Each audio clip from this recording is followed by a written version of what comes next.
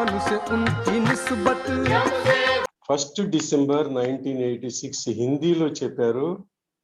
అమృతవాణి బాంబేలో ఒక పబ్లిక్ ప్రోగ్రాంలో 2 రోజుల పబ్లిక్ ప్రోగ్రాం జరిగింది.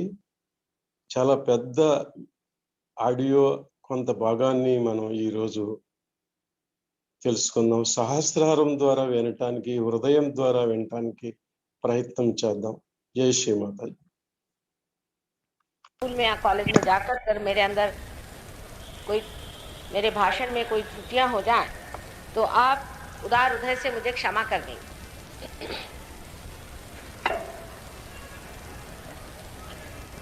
किंतु यह हमारी महाराष्ट्र की भाषा ही नहीं, ये सारे देश की भाषा है और सब लोगों को इस भाषा को जानना चाहिए। इतना ही नहीं, इस पे पूरी तरह से प्रभुत्व प्राप्त करना चाहिए, क्योंकि एक दिन ऐसा आएगा कि इस देश में जो इंसान हिंदी नहीं सीख पाएगा वो पीछे रह जाएगा। हमारे सहयोग के कार्यक्रम में इतिहास से देखा जाए तो 3 तरह की बुनियादें दिखाई देती हैं।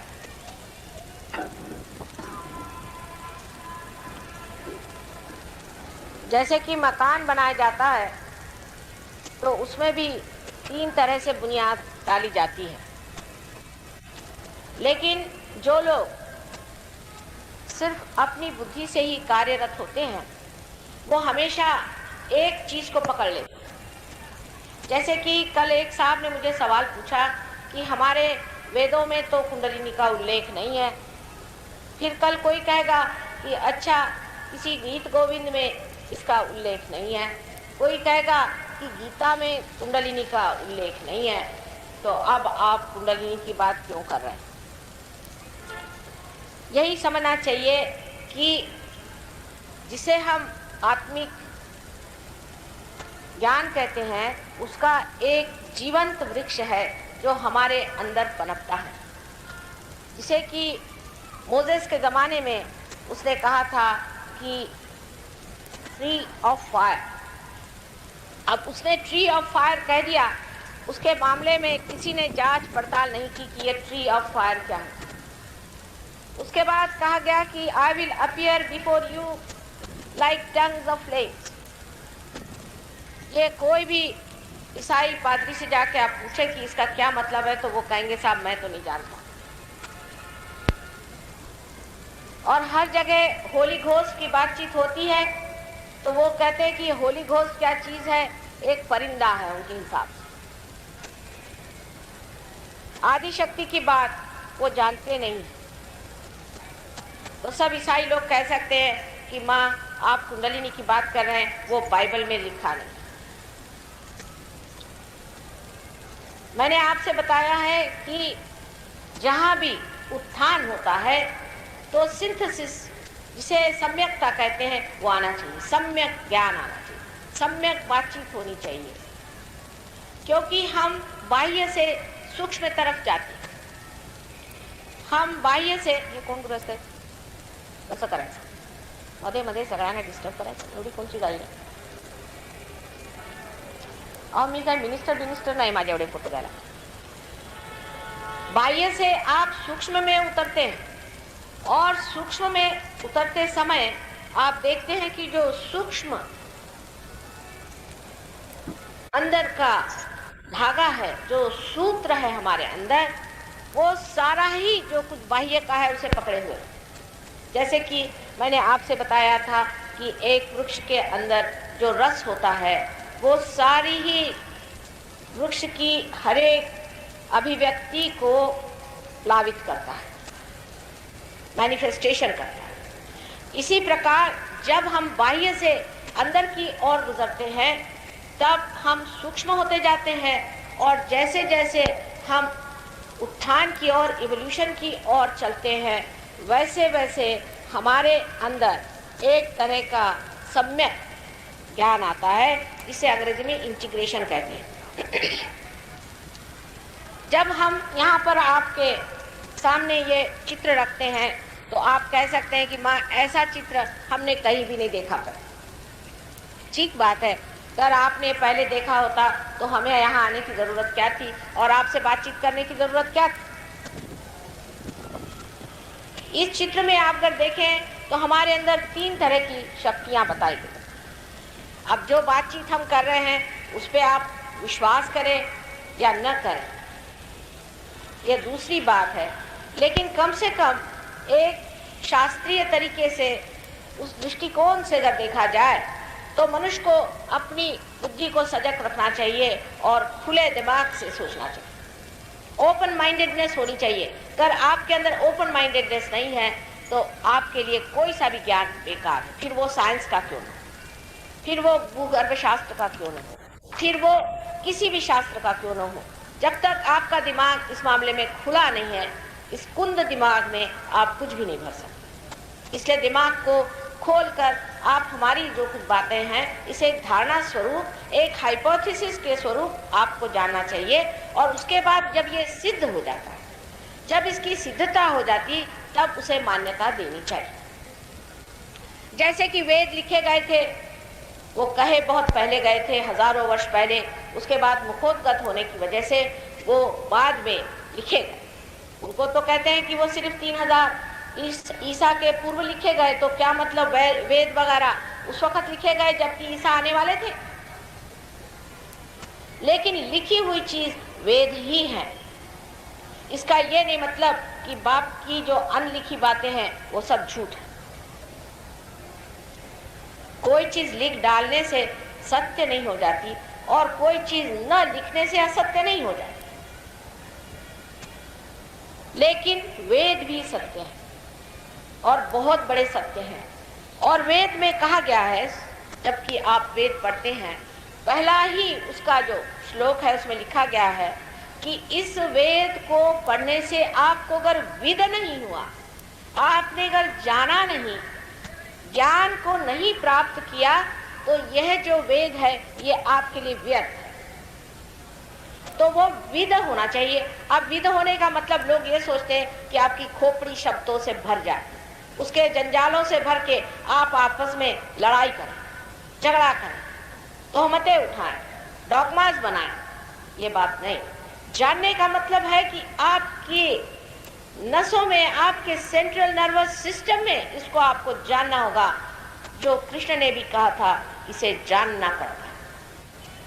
जानने का मतलब किसी भी तरह से बुद्धि से जानना नहीं होता है। ये बड़ी भारी गलतफहमी हमारे अंदर लोगों के है कि अगर हमने 4 किताबें पढ़ ली तो हम बड़े विद्वान हैं। ज्ञानेश्वर जी ने कौन सी किताबें पढ़ी थी?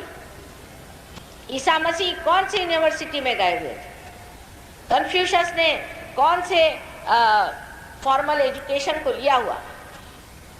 सारे ही तो बाहर थे सब चीज़ों से। लेकिन आज भी उनके इतने उपकार हैं कि उनके ही वजह से आज आप यहाँ परमात्मा को खोज रहे हैं। तो किसी भी चीज को कर देना कि ये नहीं है, निगेट कर देना, ये किसी खुले दिमाग की बात नहीं। और जब आदमी का दिमाग खुला होता है तो भी समझ सकता है कि हमने जो कुछ आज पाया है इस मानवीय चेतना के ह्यूमन अवेयरनेस में, वो कुछ पूरा नहीं। अगर पूरा होता तो संपूर्ण होता और पूरी तरह से परफेक्ट होता, तो हमें खोजने की कोई जरूरत नहीं थी, हम लोग सब आराम से बैठे थे। लेकिन वैसी बात नहीं। हमने खोजा उस वक्त भी अपने बुद्धि से, लेकिन बुद्धि जब हार गई तब साधु संतों के पास गए और उन्होंने कहा कि तुम हवनादि वगैरह ऐसे कर्म करो जिससे ये जो पंच महाभूत है पहले ये जागरूक है, क्योंकि इन्हीं पंच महाभूतों से हमारे चक्र बने। अगर ये पंच महाभूत हमारे अंदर जागरूक ही नहीं हुए तो हमारे चक्रों का चलन वलन भी ठीक नहीं होगा और इसकी जो सूक्ष्म स्थिति है वो जागरूक नहीं होने के कारण हो सकता है कि इसमें कुछ खराबी आ जाए। इसलिए सबसे पहले उन्होंने यज्ञ आदि वगैरह करने का प्रबंध किया और वहीं से वेदों का पठन और श्रुतियों का कथन शुरू। ये एक हमारी खोज थी, एक हमारा तरीका था। और दूसरा तरीका उस वक्त था जिसे हम भक्ति कह सकते हैं, कि जिससे हम परमात्मा की भक्ति करते हैं। जब राम जैसे पुरुष संसार में आए तो उनका व्यक्तित्व देखकर, उनके कमालात देख करके, उनकी सादगियां देख करके, उनकी गहनता और उनकी ऊंचाई को देख करके लोगों ने उनके प्रति अपने को नतमस्तक किया। जब भी कोई अवतार संसार में आया, मत्स्य रूप से भी जब आया, तो मत्स्य रूप को देख करके दूसरी मछलियों ने उनकी अगुवाई में उनके साथ को लिया। एक मछली जो पहले बाहर आई थी वो मछली मत्स्यावतार। अगर मत्स्यावतार सामने बाहर ना आता तो कोई मछली बाहर ना। उसके बाद कूर्मावतार हुए। इसी प्रकार अनेक अवतार होते होते संसार में जब बड़े बड़े साधु संत दत्तात्रेय के अवतरण आए, इसमें से आदिनाथ, आपसे मैंने कल सबके नाम बताए थे, तो उनका भी अनुसरण होने लग गया, फॉलोइंग होने लग गया, क्योंकि उनके व्यक्तित्व में वो खिंचाव, उनमें वो गहराई और वो गहन दृष्टि थी, जिसकी वजह से मनुष्य सोचता था कि ये आदमी कोई विशेष है, जिसे कि कन्फ्यूशियस ने कहा था सुपीरियर मैन। उसकी वो अगुवाई वो मान्य करने लगा, वो मान्यता होने लगी। उस वक्त एक तरफ हमारे अंदर तो 5 तत्वों को जागृत करने का विचार हुआ और दूसरी तरफ परमात्मा का आवाहन करना, उनसे प्रेम करना, उनके प्रति समर्पित होना, ऐसे भाव शुरू हुए। इस प्रकार 2 तरह की बड़ी भारी हलचल हमारे देश में हुई। इतना ही नहीं, सारे देशों में है। अगर आप सारे देशों के सब इतने भी धर्मावतार हो गए हैं उनको देखें तो आपके समझ में आएगा कि इतिहास में जबकि लोग भक्ति भाव में डूब गए और किसी भी मूर्ति बनाकर उसको पूजने लगे, बाइबल में भी लिखा है कि whatever is created by Mother Earth and by the sky is not to be reproduced and to be worshipped। तो पुराना करार है, उसे कहते हैं ओल्ड टेस्टामेंट। उसमें लिखा हुआ है, और यही ओल्ड टेस्टामेंट जो भी जूस हैं और मुसलमान हैं और ईसाई हैं, सब इन 5 इंजिलों को मानते हैं। और उसमें साफ लिखा गया था कि जो कुछ इस पृथ्वी माता ने बनाया हुआ है उसकी प्रतिमूर्ति बना करके आप उसकी पूजा मत करें। इसका मतलब ये था कि हमारे यहाँ जो स्वयंभू चीज़ है, जो पृथ्वी ने बनाई चीज़ है, इस पर किसी ने विचार नहीं किया उन लोगों ने कि आखिर पृथ्वी ने कौन सी चीज़ बनाई है, पृथ्वी माता ने ऐसी कौन सी चीज़ संसार में लाई हुई है कि जिसकी प्रतिमूर्ति बना करके और हमें पूजा नहीं करनी। तो लोगों ने उसकी पहले तो पूजा की जो स्वयंभू थे, और उसके बाद उस स्वयंभू की पूजा करते करते मूर्तियां बनाने लग गए, और फिर मूर्तियां बनाने के बाद खुद ही वो बना करके और उसमें प्रेम दिखाने लग गए और उस प्रेम में बहने लग गए और विरह के गीत गाने लग गए। ये भक्ति का एक मार्ग चल पड़ा। जैसे आपने कहा कि चंदन में अगर सुगंध है तो उसे हमें क्या करें, हमें तो परमेश्वर का ही नाम अच्छा लगता है। एक भक्ति का मार्ग, ये भी एक खोज। जो मनुष्य भावना से पूरित था उसने इस तरह से परमात्मा को खोजा, इसमें कोई गलत बात नहीं, लेकिन उसने लिख के नहीं रखा कि मैं इस तरह से खोज रहा हूँ, उस तरह से खोज रहा है। जब तक बहुत दिनों में जब संत साधुओं का लिखना शुरू हुआ तब से ये बातें लिखी गई, और इसलिए लोग सोचते हैं कि वेद ही प्रमाण है। क्या प्रमाण है वेद का? पूछिए, जो लोग वेद को लेकर के इतना सर फोड़ते हैं लोगों का, उनसे पूछिए कि वेद क्या प्रमाण है, वेद का प्रमाण दीजिए। दे सकते हैं आप वेद का प्रमाण? क्योंकि लिखी हुई चीज है, इसलिए क्या वो प्रमाण है? कोई भी चीज जो लिख देते हैं वो क्या शास्त्र है? उसका प्रमाण क्या? उसका प्रमाण आज हम दे सकते कि हमें विद होना है, हमें इसे जानना है। तो तत्वतः दोनों जगह एक ही बात कही गई कि हमें उन्हें जानना है, और दूसरी जगह ये कहा कि परमात्मा तुम हमारे हृदय में आ जाओ। अब इन दोनों में क्या फर्क है? अगर हम किसी से कहें कि आप हमारे मेहमान हैं, हमें आपको जानना है, और दूसरा कहे कि आप हमारे मेहमान हैं, आप तशरीफ ले आइए, तो इन दोनों चीज में क्या फर्क हुआ? अपना अपना ढंग, अपना अपना तरीका लोगों ने अगर इस्तेमाल किया, उसको अगर उपयोग में लाया है, तो उसके लिए आप क्या ये कहेंगे कि ये प्रमाण है? और वो प्रमाण नहीं क्योंकि आप किताबें पढ़ते हैं और सर्वसाधारण मनुष्य किताब नहीं पढ़ सकता। इस वेद का जो पठन हमारे अंदर हुआ है, उसकी वजह यह है कि हमारे अंदर जो राइट साइड में शक्ति है, जिसे हम महासरस्वती की शक्ति कहते हैं, वो जिस आदमी में ज्यादा प्रगल्भ हो जाती है, वो उस ओर दौड़ता है जहां महासरस्वती के आशीर्वाद से पंच महाभूत बनाए गए, और उसकी शक्तियां क्या है उसे जानने की इच्छा से और उसी के ओर अग्रसर होते जाता है। लेकिन इसका मतलब ये नहीं कि एक ही शक्ति हमारे अंदर बैठी हुई है, कि हमारे अंदर सिर्फ प्राण शक्ति ही है। बहुत से लोग उस प्राण शक्ति को लेकर बैठे, ये सम्यक ज्ञान नहीं हुआ। दूसरे लोग हैं जो भक्ति में चूर है, इतने यहाँ के संत साधु हैं, सब भक्ति में चूर है, लेकिन देखा क्या कि विट्ठल है, साक्षात स्वयंभू है, इसमें कोई शक ही नहीं। लेकिन उसी विट्ठल को लोग इस्तेमाल कर रहे हैं। नामदेव अंदर नहीं जा सकते थे, सखुबाई अंदर नहीं जा सकती थी, ये सब तौर तरीके देख करके लोगों ने सोचा कि ये विट्ठल कैसे हैं। हालांकि विट्ठल के चमत्कार इस महाराष्ट्र में अनेक है। गोरा कुंभार के, सजन कसाई, यानी सब जाति पाति को छिन्न भिन्न करके इन संतों ने ये बात सामने लाई कि सब में तत्व मात्र एक है। और इन्हीं संतों में ज्ञानेश्वर जी को मैं शिरोमणि कहती हूँ, क्योंकि उन्होंने सर्वप्रथम बहुत जोर के साथ कुंडलिनी की बात करी।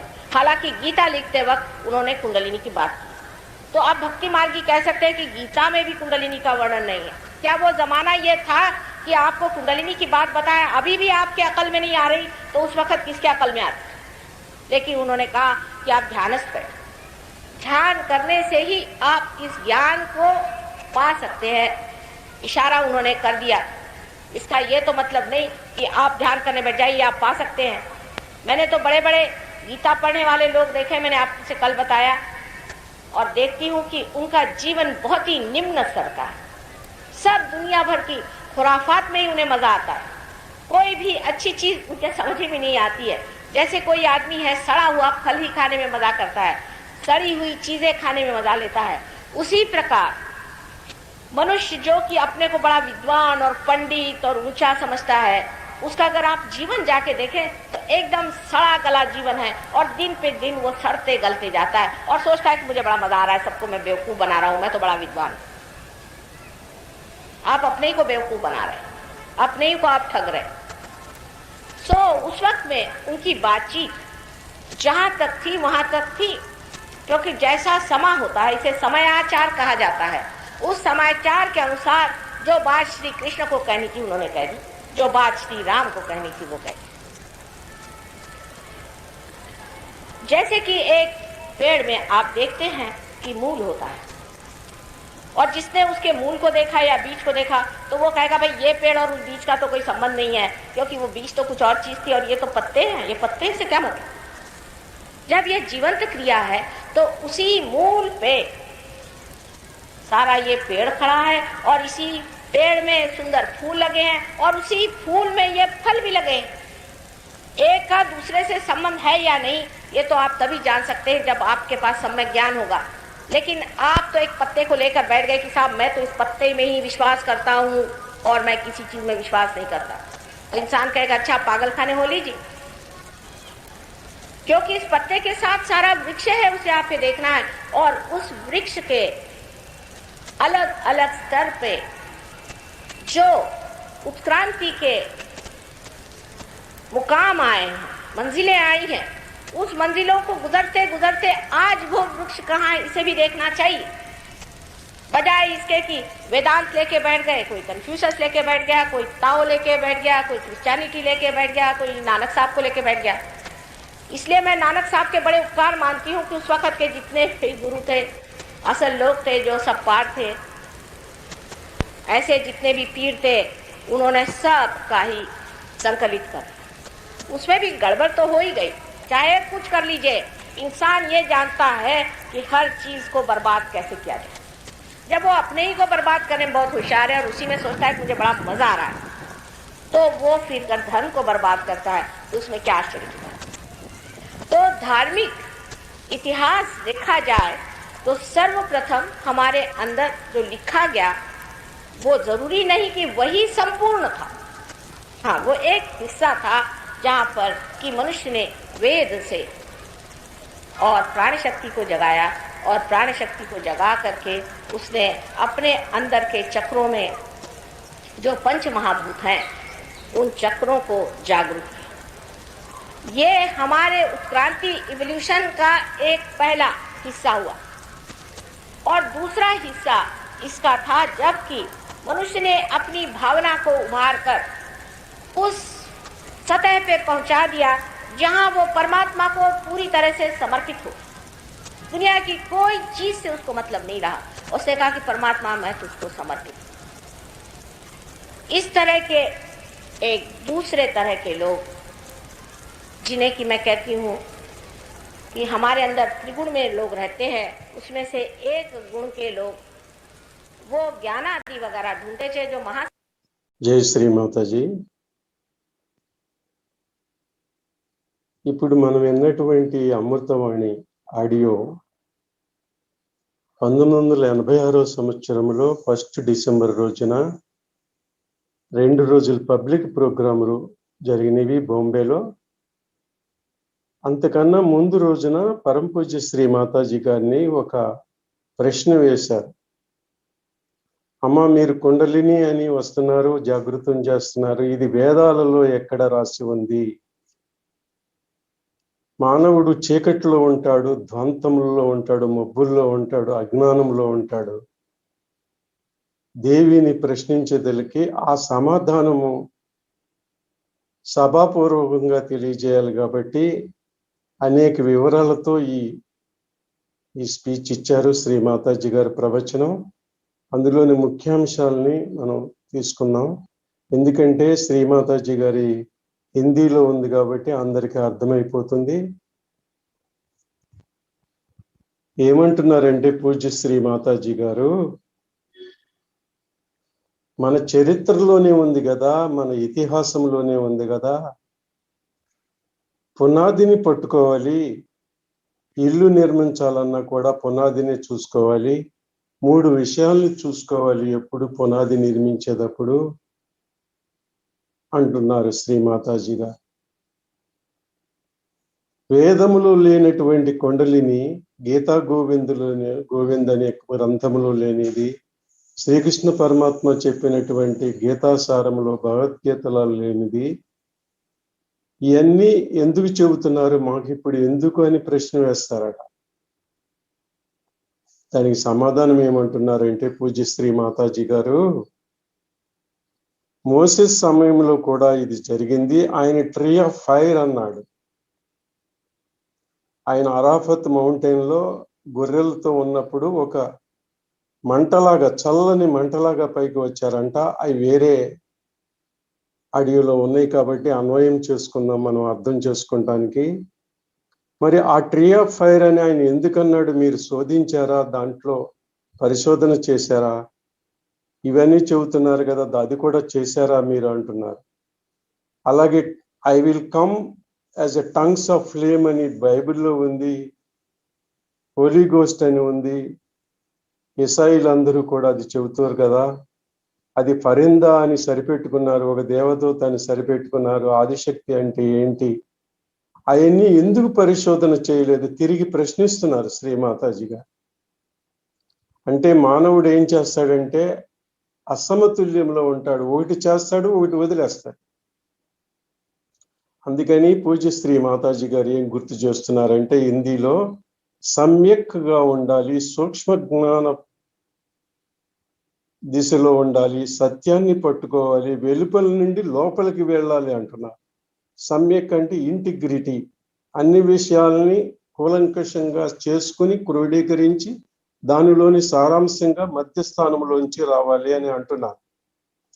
ఎలా అయితే వృక్షంలో ఎన్ని శాఖలు ఉంటాయి, ఎన్ని కొమ్మలు ఉంటాయి, ఎన్ని ఆకులు ఉంటాయి, ఆ భూమి నుండి తీసుకున్నటువంటి సారం అన్నిటికీ ఎలా ప్రసరిస్తుంది అంతర్గతంగా, మీరు బయట నుండి దాన్ని ఎలా తెలుసుకుంటారు అంటున్నారు. అందుకని ఉద్దానం వైపు వెళ్ళండియా అని బోధిస్తున్నారు శ్రీ మాతాజీ గారు. అది సమ్యక్ జ్ఞానం అంటే, ఇంటిగ్రిటీ అంటే. ఇప్పుడు నేను ఒక సటల్ చిత్రాన్ని ఇక్కడ పెట్టాను.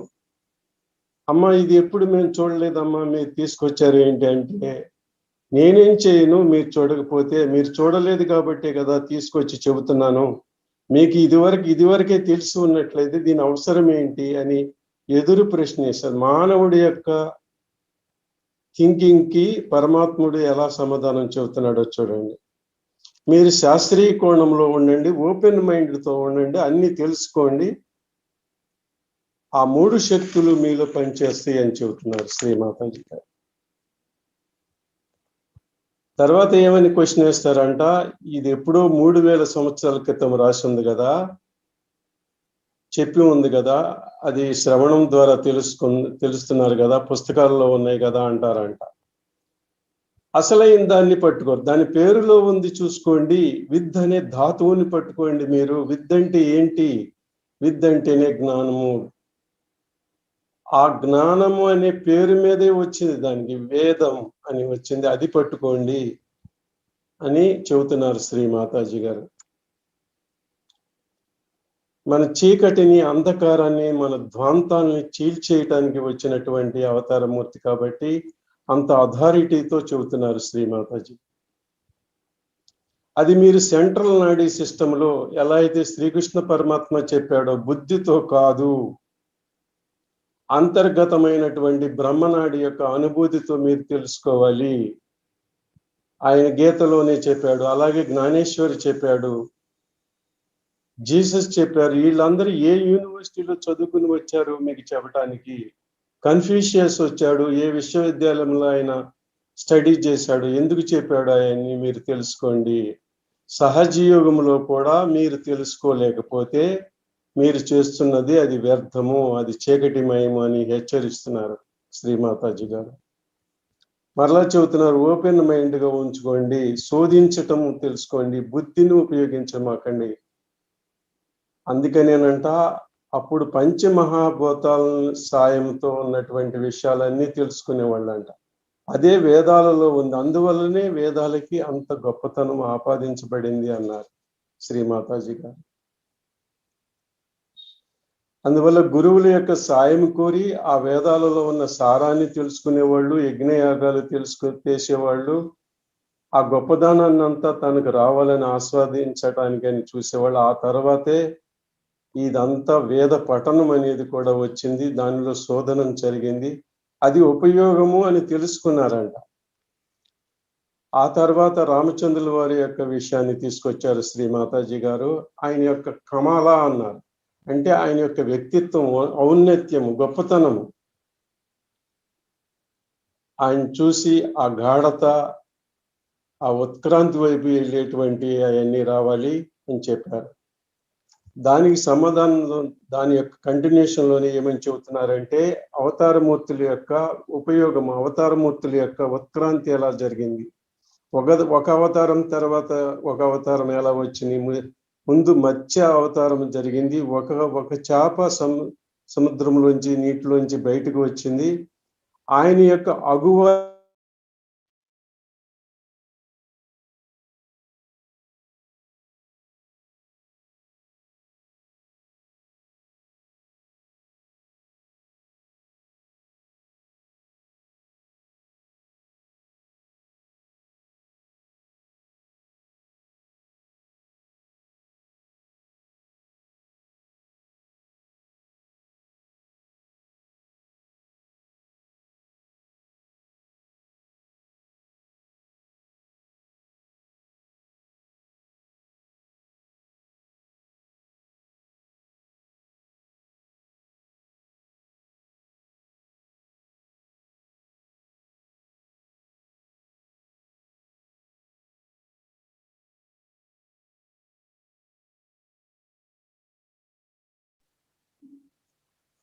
క్షమించాలి, ఇక్కడ కరెంట్ పోయింది, మళ్ళీ చెబుతున్నాను.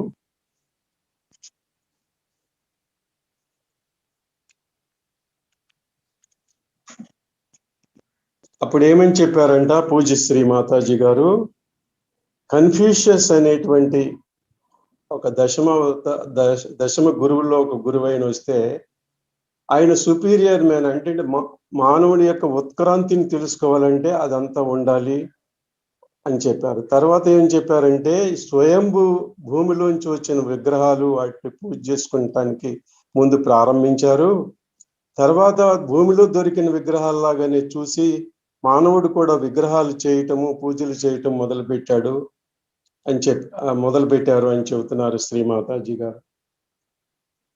ఆ స్వయంభుల్ని ఎలా చేయాలి అంటే ఓల్డ్ టెస్టమెంట్ లో కూడా ఉంది. ఎవరైతే 5 ఏంజల్స్ 5 ధర్మసూత్రాలని ఇసాయిలు, ముస్లిమ్స్లు అందరూ కూడా వాళ్ళు ఫాలో అవుతారో దాంట్లో కూడా ఇవన్నీ ఉన్నవి, మీరు తెలుసుకోవచ్చు. అలా ప్రతిమూర్తి తయారు చేసి దానిలో జీవంత శక్తి లేనప్పుడు, లివింగ్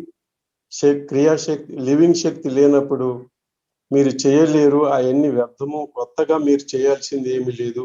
భూమి ఇచ్చేందంటే అది స్వయంభూ అవుతుంది కదా అంటున్నారు. వేదము చందనము స్వరూపము, గంధము సువాసనలతో విదజల్లేబడేటువంటి ఉంటది, ఉత్తమమైనది. అది ఫాలో అయితే మీకు వచ్చేటువంటి ఇది ఏమిటి, మీకు జరిగేటువంటి అన్యాయం ఏమిటి, అది ఉన్నతమైనది, మహోన్నతమైనది, మీరు ఫాలో అవ్వండి అంటున్నారు శ్రీ మాతాజీ గారు. తర్వాత వేదములోని ప్రమాణాన్ని మీరు ఎలా పట్టుకుంటారని చెబుతున్నారు శ్రీ మాతాజీ గారు. వేద ప్రమాణం ఏమిటి? ఆ విధ అవ్వటమే వేదం యొక్క ప్రమాణము, ఆ అనుభూతి చెందటమే ప్రమాణము. ఆత్మ యొక్క అనుభూతిని సెంట్రల్ నాడీ సిస్టంలో మీరు అనుభవించి తెలుసుకోవటమే మీకు అది వేదం యొక్క ప్రమాణం అని తెలుసుకోండి అంటున్నారు. ఆ తర్వాత ఏం చెబుతున్నారంటే శ్రీమాతాజీ గారు, విఠల్ మహారాష్ట్రలో విఠల్ మందిరం ఉంది, స్వయంభూ మందిరం అని చెప్పారు.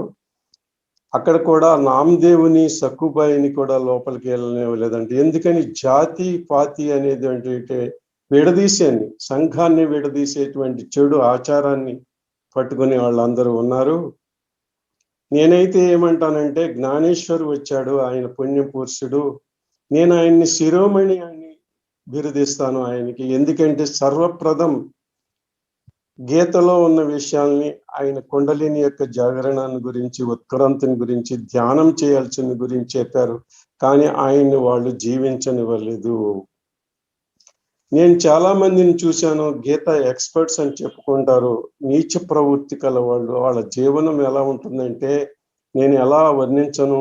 సడవ్వ ఫల్ తింటారు, అంటే కుళ్ళిపోయినటువంటి ఫలాల్ని తినేటువంటి నీచమైనటువంటి దిగజారినటువంటి విషయంలో వాళ్ళు ఉన్నట్టుగా కనపడుతుంది అని చెబుతున్నారు పూజ్య శ్రీ మాతాజీ గారు. విద్వాన్ పండితుడని చెప్పుకోవటంలో ఏముంటది?